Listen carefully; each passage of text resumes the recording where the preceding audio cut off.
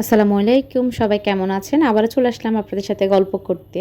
ঈদের আগের কিছু ক্লিপ ছিল এখানে, আড়ঙে কিছু কেনাকাটা বাকি ছিল, সেটাই সেরে নিয়েছিলাম। ঈদের আগের দিন যা যা প্রিপারেশন থাকে টুকিটাকি সবকিছু গুছিয়ে নেওয়া, শুকনো খাবার রেডি করে রাখা, মিষ্টি জাতীয় খাবার রেডি করে রাখা, যতখানি কাজ গুছিয়ে রাখা যায় তাই গুছিয়ে রাখছিলাম। আর বড় পরীর দুই হাতে তার পুপি মেহেন্দি লাগিয়ে দিয়েছিল এবার, আর ছোট্ট পরীকে তার আপ্পি মেহেন্দি লাগিয়ে দিয়েছিল।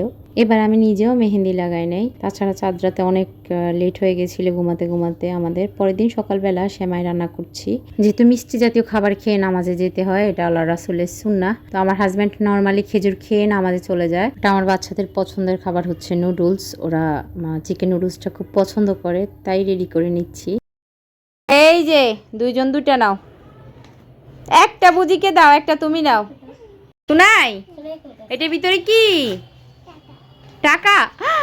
এর ফাঁকে ছোট্ট পরি আর বড় পরি সবার শেষে রেডি হয়ে সালামি নিতে বসে গেল। একের পর এক সবার কাছ থেকে সালামি নিয়েছে। ছোট্ট পরীকে দেখলাম সে ভীষণ খুশি ছিল সালামি নিয়ে।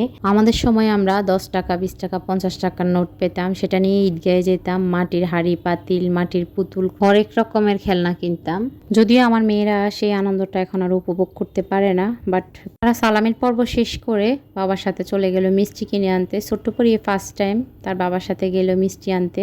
তারা দু বোন নাস্তা শেষ করে এখানে মিষ্টি খেতে বসে গেল। আমি এর ফাঁকে চলে আসলাম কিচেনে, আমার রান্নাবান্না সেরে নিচ্ছি। মাংসটা কষিয়ে পানি দিয়ে দিলাম, তারপরে সিদ্ধ হয়ে এলো প্রায়।